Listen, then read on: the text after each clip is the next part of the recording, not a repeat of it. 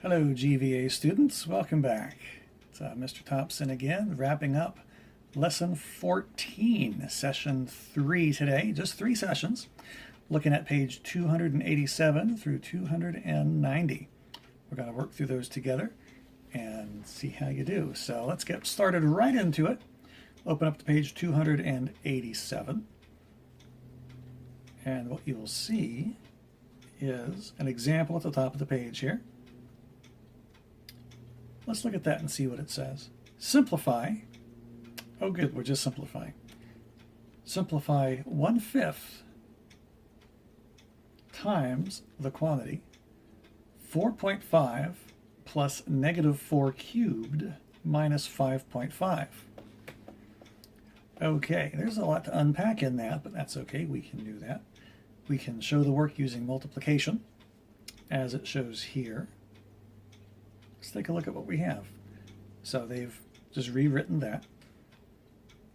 And the first thing they did, notice, is they pulled out their exponents, right? And they spelled that out. -4 to the third power, -4 cubed, is just -4 times -4 times -4. So they showed that.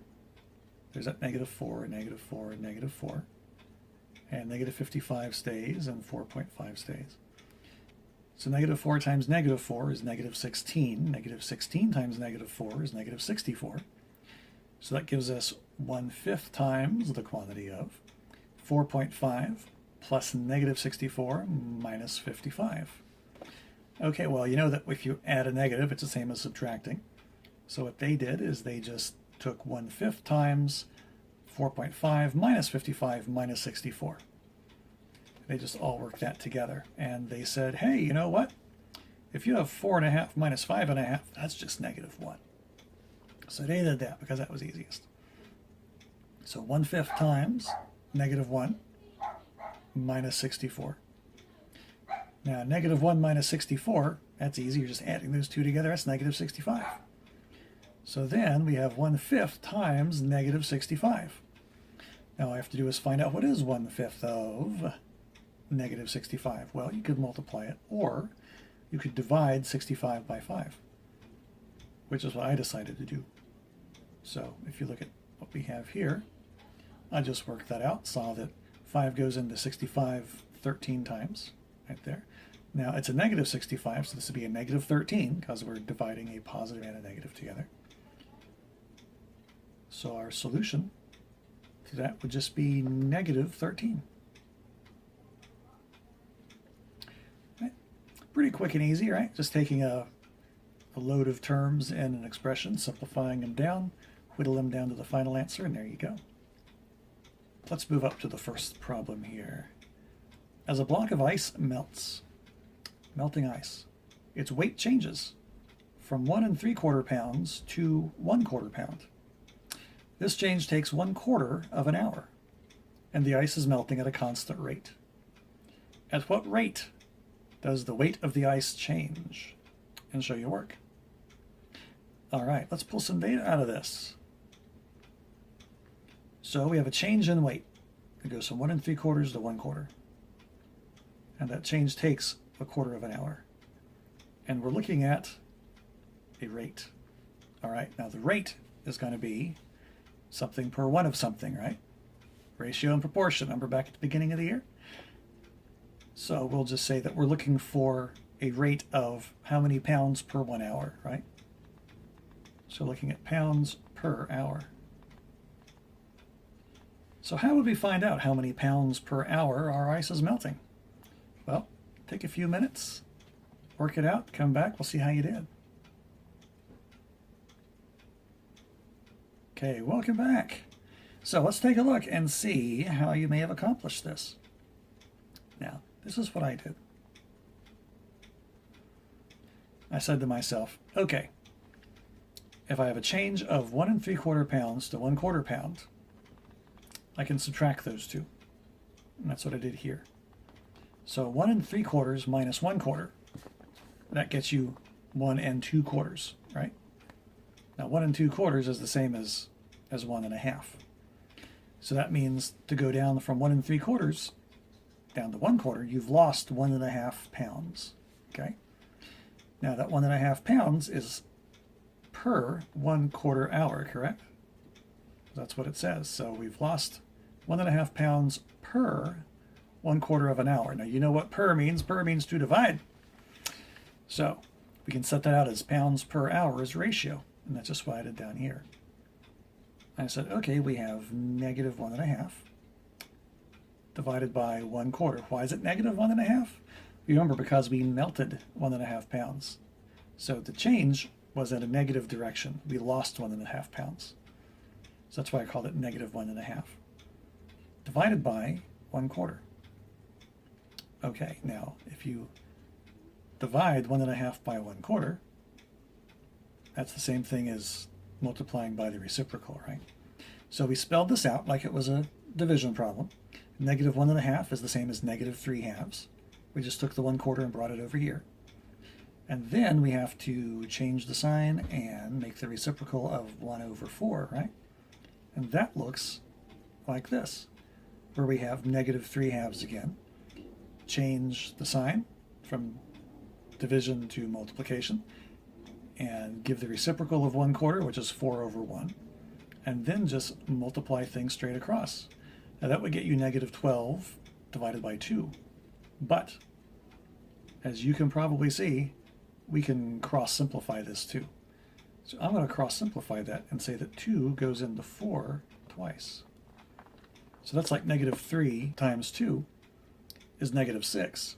And then 1 times 1 is 1, which gives you negative 6/1, which is, remember, our rate was pounds per hour, so that's negative 6 pounds per 1 hour. And that is our rate change. We can say that our rate change is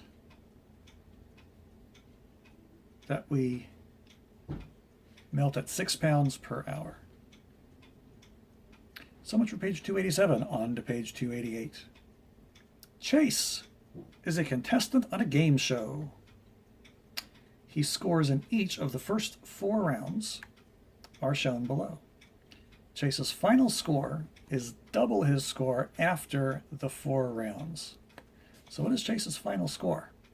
And show your work. Okay, so what are we doing? His final score is double his score after the 4 rounds. So these are his 4 rounds here, and his final score is double his score. So we're taking these 4 scores right here, adding them all up, and then doubling it. Now doubling it, you're multiplying by 2, right? So basically we're just adding, adding, adding, and then taking that and multiplying it by 2, and that's going to be our final score. So, sounds like a plan. Give it a shot, see what you get. We'll come back, we'll look at it. Okay, welcome back. So we got 4 scores and then doubling them. So how would you work that out? Well, here's how I did it. I started off setting up my equation. So here's my equation right here. I have my four scores right here.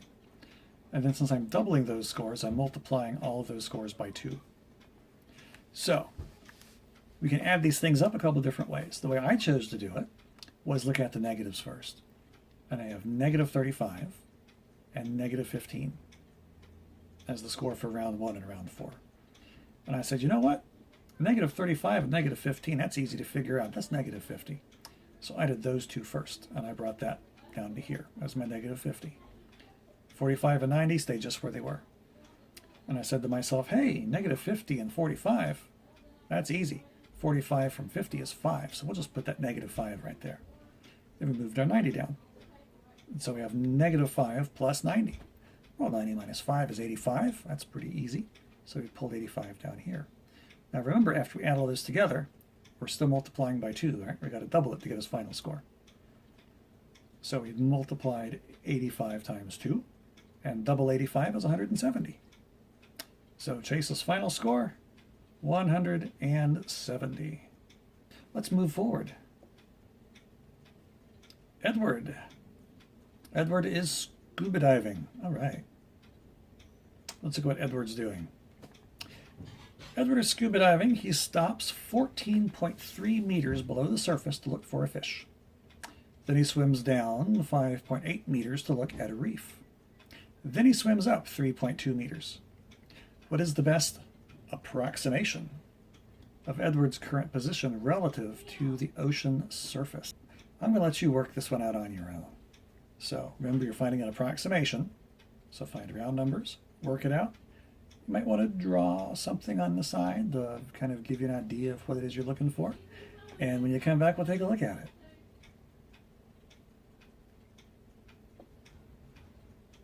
All right, guys, welcome back. Hi. So let's take a look at what we had. First of all, I'm going to pull the data. He stops 14.3 below. He swims down 5.8 and then up 3.2. And we're looking for an approximation.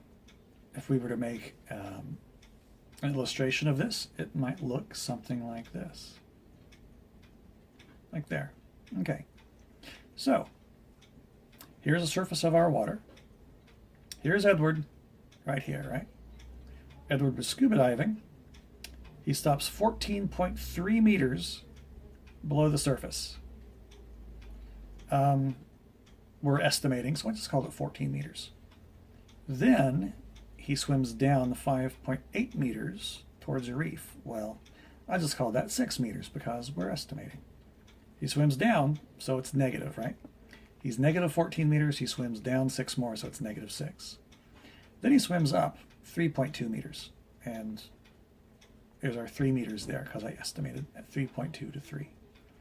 So the best approximation would look like negative 14 minus 6 plus 3. All right, well, what's negative 14 minus 6 plus 3? Well, that looks kind of like that, right? Negative 6 plus 3, that's easy to figure out. If you have negative 6 and add 3 to it, you get negative 3. Then you have negative 14 plus negative 3, just adding those together. That gets you negative 17. So what's his relative position? His relative position is negative 17 meters, which,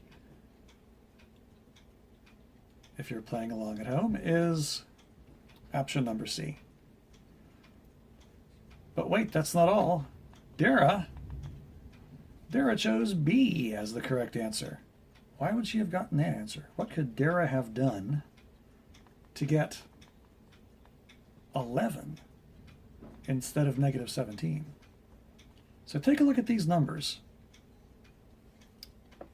and do a little bit of mental arithmetic. What kind of mistakes could she have made to come up with positive 11 instead of negative 17?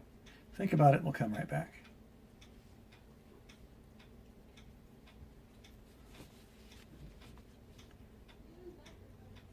Okay, did you figure it out? Did you see what it was? More than likely, and of course, you know, there's no definite way to tell. It could be that Dara just might have guessed. But if she tried to calculate it and still got it wrong, it's a possibility that something she may have done is, instead of looking at negative 14 as below the ocean surface, she started at 14. So Edward is scuba diving, stops 14 meters below the surface. Well, she just saw that as 14. And then dove 6 and rose 3. And she said, okay, well, 14 minus 6 and plus 3, negative 6 plus 3, well, that's negative 3. 14 plus negative 3, well, that gets you positive 11. So she proudly answered positive 11, saw that that was a choice, circled it, not realizing that that means Edward was scuba diving 11 meters in the sky, which doesn't work. So be careful that you keep track of your negatives, and if something is under the water, keep them under the water. You don't want scuba divers flying in the sky. They don't last long up there.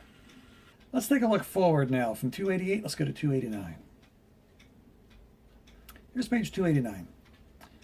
Up at the top, we're looking at the heights of low tides for 4 days are negative 22 feet on Monday, 2.64 feet on Tuesday, negative 0.22 feet on Wednesday, and 2.64 feet on Thursday. So we're looking for, what does it say? The mean height. Oh, we're finding the average again. Hooray! So we can do that. We know how to do it. And show your work. So we have negative 0.22, positive 2.64, negative 0.22, positive 2.64. So the tides are kind of fluctuating with a sort of regular flow. So take a look at how you'd find the mean. Give it a few minutes and come back and we'll discuss. Welcome back. How'd you do?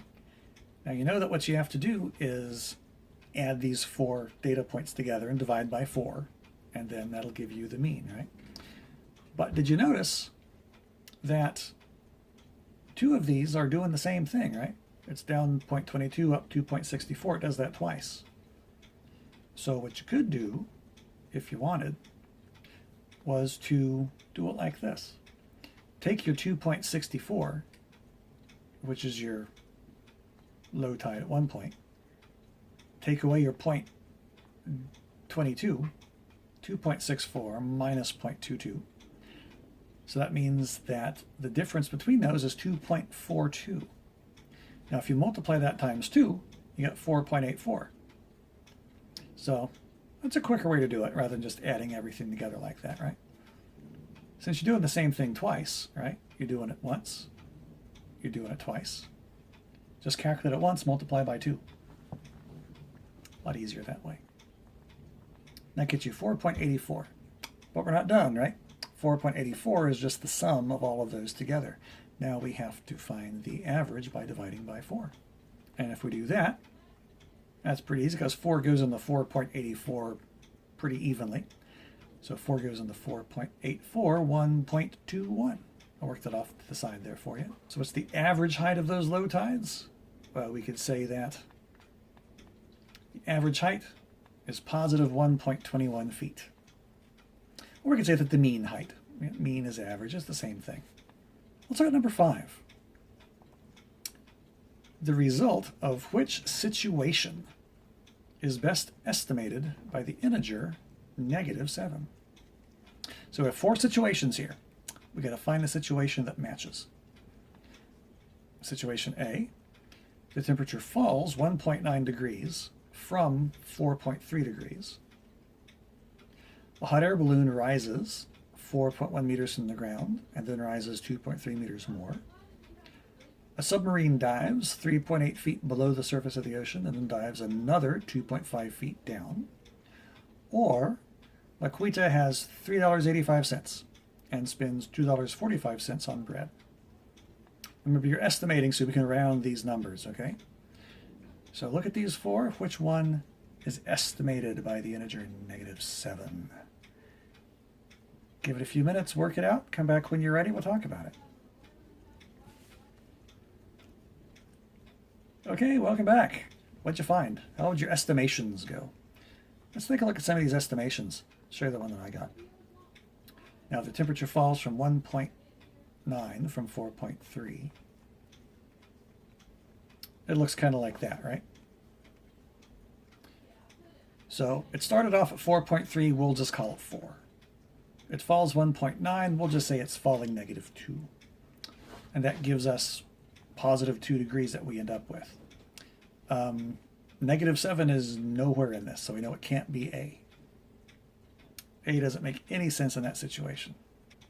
Okay, let's look at B, our hot air balloon question. Well, hot air balloon rises 4.1, then rises 2.3 more. So we're moving in a positive direction twice. Now, you know, that wouldn't give you anything close to -7 either, right? Because if you're rising 4, that's a motion of a positive 4, right? We're rounding, so it's about 4. And then rises about 2 more, so it's going about 6. It's about a positive 6. Nothing near negative, so it can't be number B. C. The submarine dives 3.8 below the surface and then dives another 2.5 feet down. Well, we're moving in the negative direction, so this is a positive sign, so to speak. We're going down 3.8 and then down 2.5. That'll get us negative. Will it be close? Well, let's see. 3.8 we can round to 4. 2.5 we can round to 3. We round those things off and we get here's our illustration here, right? We go down -4, we go down -3. Altogether, we've gone down -7. So yeah, it looks like C is the one that matches that. But just to be sure, we'll look at D as well. So Laquita has $3.85 and spends $2.45 on bread. Now we know that's not going to be anything close to what we're looking for, so it must be C, right? Because if she has about $4 and she spends about $3, she only has $1 left. So that would look kind of like that, right? And so that's not close to -7. That's not even the negative numbers. So of those four, which one is the answer we're looking for? It's answer C. All right, let's keep going. Let's look at number 6. All right, this is a fun one. Consider the numbers below. I'm considering the numbers. Okay, I've considered the numbers. Use 2 of those numbers to make the greatest sum, difference, product, and quotient possible. So we have -5.5, positive 3.75, negative 20.8, -4, and 11 1/4. So what we have to do is combine these in such a way that any 2 of these will give us the largest sum, difference, product, or quotient. Okay?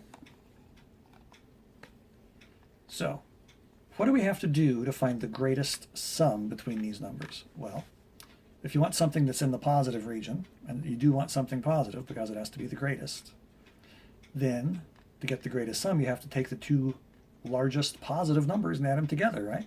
That's pretty easy. If you don't take the 2 largest numbers, you're not going to get the biggest sum. And if you pick a negative number, you're not going to get as far as you would if you had 2 positive numbers. So if we were to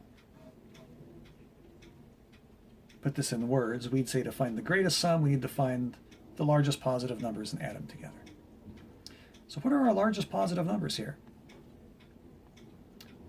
Well, I see 8 and 11 and 1/4, right? Those are the 2 biggest. So if we add those together, 8 and 11 1/4 give you 19 and 1/4. So that's the largest sum that we can get from all those numbers. Now the greatest difference, that's going to be subtracting 2 numbers, but subtracting 2 numbers in such a way that it gives you the largest response. So to find the difference, we can subtract 2 negatives or a positive and a negative. Now since we want the answer to be positive, right, we want it to be as positive as possible, then we need to find the largest absolute values of all those negatives and positive numbers, right? So if you find the largest absolute value of the negative number and the largest absolute value of the positive number, put the positive number first. So we start off with a positive number, and then since it's a difference, you subtract the negative number. What's the number with the largest positive absolute value? 11 1/4? Right. What's the number with the largest absolute value on the negative side? Yeah, 20.8. So if we have negative 20.8 and subtract 11 1/4, that'll give us the lowest number possible. We want the greatest number possible, so we can flip that around. And we can say if we're subtracting negative 20.8, remember if you have 2 negatives, that makes a positive. So if you wrote it down so that it looked like this, you got positive 11 1/4 minus a negative 20.8. That gets you 11.25, because 11 1/4 is 11.25. 11.25 plus 20.8, and that gets you 32.05. So that's the greatest number you can get by finding the difference between 2 numbers. It's kind of neat, isn't it? You wouldn't think you could find a large number by subtracting 2 numbers together. But if one of those numbers you're subtracting is a negative, it's the same as adding a number to it. Kind of tricky, isn't it? The greatest product, that's pretty easy. To find the greatest product, we have to multiply the two biggest numbers together, right? But for it to be the largest positive number, it has to be either two positives or two negatives, right? Because if it's a positive and a negative, you're going to get a negative as an answer. You want your positive as your answer. So, let's see. That would look like that, the largest two positive or the largest two negative numbers. So, which one of those would work? Well, let's try them both. The two largest positive numbers are 8 and 11 1/4. Multiply those together and you get 90. But if you take the two largest negative numbers, negative 5 1/2 and negative 20.8, multiply those together, that'll give you positive 114.4. Aha! So that tells us that if we wanted to find the largest number by multiplying, you get negative 5 1/2 times negative 20.8, gets you positive 114.4. Okay, greatest quotient. So we're dividing two things together. So how do we get the largest answer if we're dividing two things together?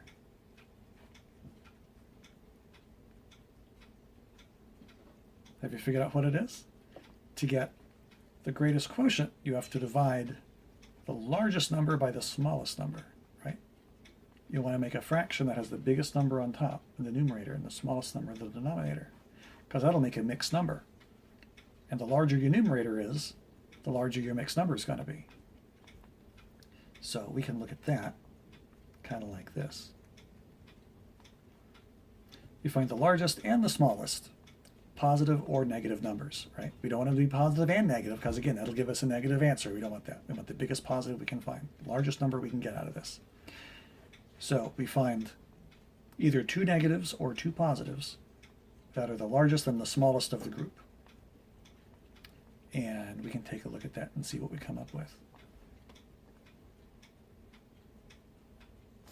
So try it out. Take the largest and the smallest negative and the largest and the smallest positive, divide them, and see what gives you the largest quotient out of that. All right, how'd you do? I looked at two different ways. I said, okay, the largest negative number is 20.8. The smallest negative number is negative 4. If you divide negative 20.8 and negative 4, you get positive 5.2.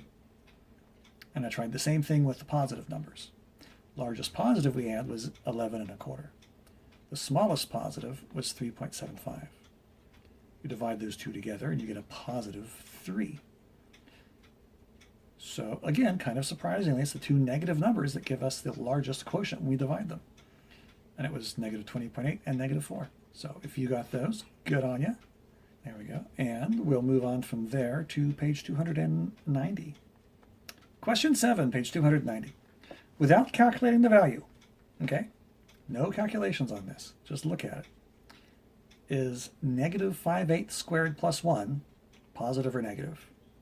And explain how you know. If you know, you know. So do you know? Well, negative 5/8 squared means it's multiplied by itself, right? So it's negative 5/8 times negative 5/8. And if you have two negative numbers multiplied together, well, that'll make a positive number. And any positive number plus 1 is going to be just another positive number, right? So without doing any kind of calculations, we can tell that the answer is going to be positive just by the fact that you have this square up here, which means you're multiplying negative 5/8 by itself an even number of times, which ensures that you get a positive answer.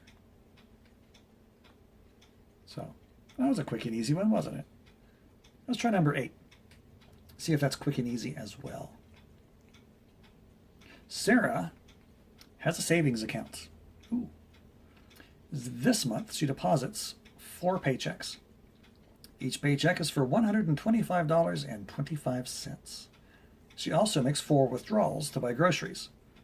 Each withdrawal is for $45. She also makes another withdrawal of $400. What is the total change in Sarah's account? For one thing, if Sarah spends the exact same amount every week on groceries, she's in a rut. She needs to start buying some new stuff. But that's neither here nor there. Give this a shot, check it out, see what her final balance on her account would be. And when you're finished, we'll take a look at it and see what your solution strategy is.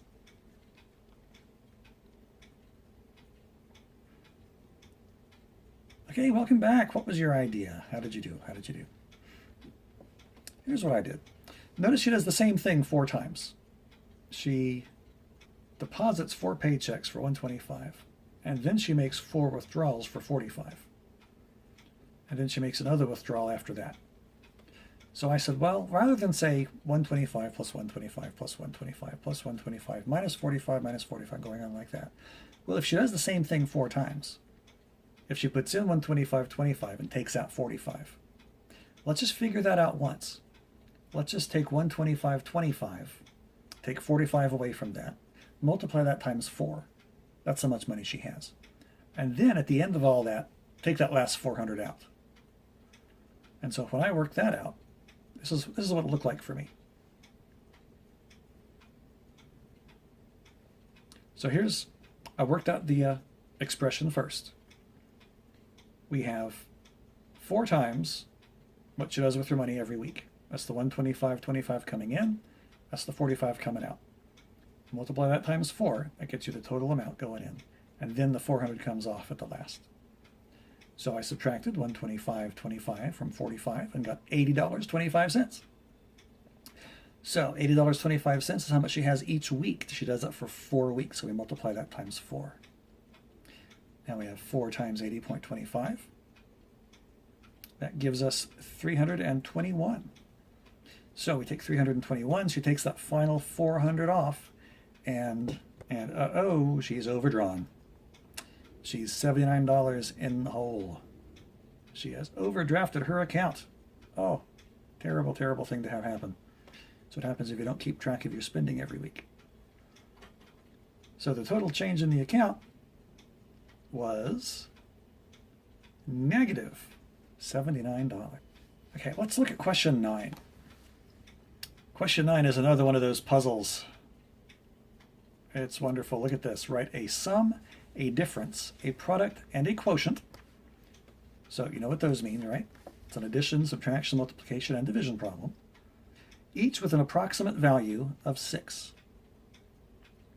The sum can use only decimals. The difference can only use mixed numbers. The product can only use negative numbers, and at least one must be a fraction or a decimal.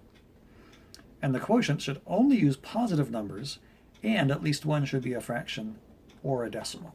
Let's work this out. First of all, I'm going to make a banner up top so that I'm looking at everything at the same time. And then I'm going to pull my data out to make sure I'm doing the same thing. Okay, the sum is only decimals. The difference is mixed numbers.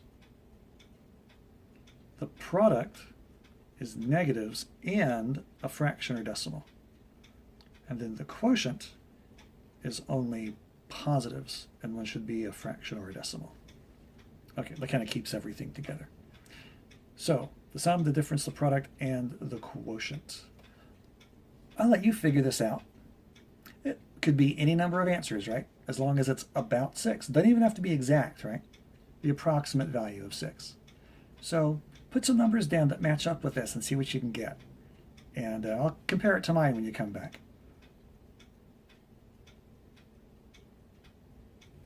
Okay, welcome back. Did you find some good ones? So let's take a look. Here's what I did. So, for my sum, that's an addition problem, right? 2 problems that each has to use decimals. So, there's 2 that use decimals, right? 3.21 plus 2.85. And you add those together, you get 6.06. So that's approximately 6. That'll work. That fits the rules, doesn't it? How about the difference? So let's look at the difference. The difference can only use mixed numbers, and you have to have an approximate value of 6. So I chose something that looks kind of like that. I got 10 3/4. I took off 4 1/2. And that got me 6 1/4, or 6.25, which is approximately 6. So look at the products multiplying two things together. The products can only use negative numbers. And at least one has to be a fraction or a decimal. At least one. You could do 1 or 2. But two negative numbers, so it has to be positive 6 approximately. So this is what I did. I had negative 4.2, and I multiplied that by negative 1.4. I used 2 decimals. And I got 5.88, and that's approximately 6.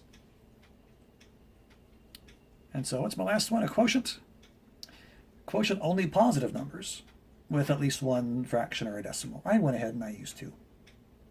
Because if it says at least 1, why not use 2? Right? The more the merrier.